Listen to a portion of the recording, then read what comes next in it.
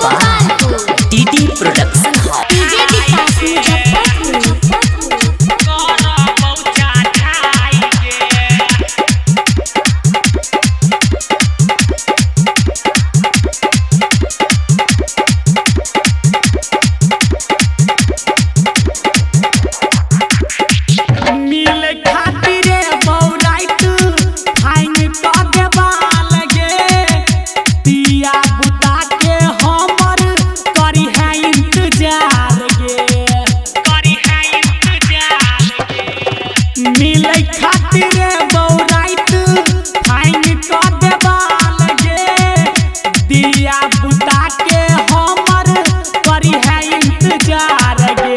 बिसर के सुती नहीं रही है, बिसर के सुती नहीं रही है, रखी है के बार के सटाई के सुनमा लगे 2:30 बजे करब चढ़ाई के सुनमा लगे 2:30 बजे करब चढ़ाई के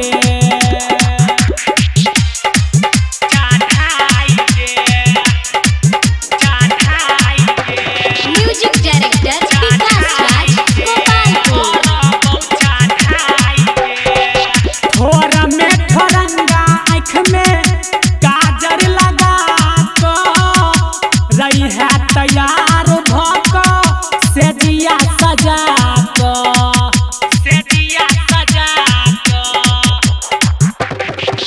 थोड़ा में ठोरंगा आँख में काजर लगा को रही है तैयार भको से दिया सजा को एगे राइटर बउआ ओम प्रकाश एगे गायक घन श्याम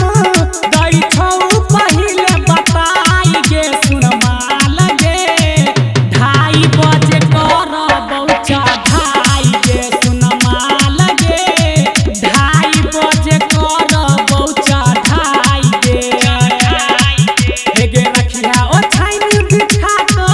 हेगे रखिया ओ छाइन बिछा को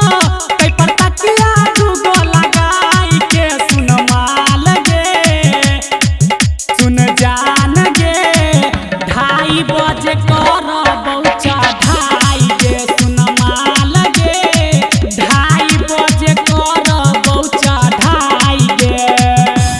Recording by DD Production House, Sakri 97 084 45 722।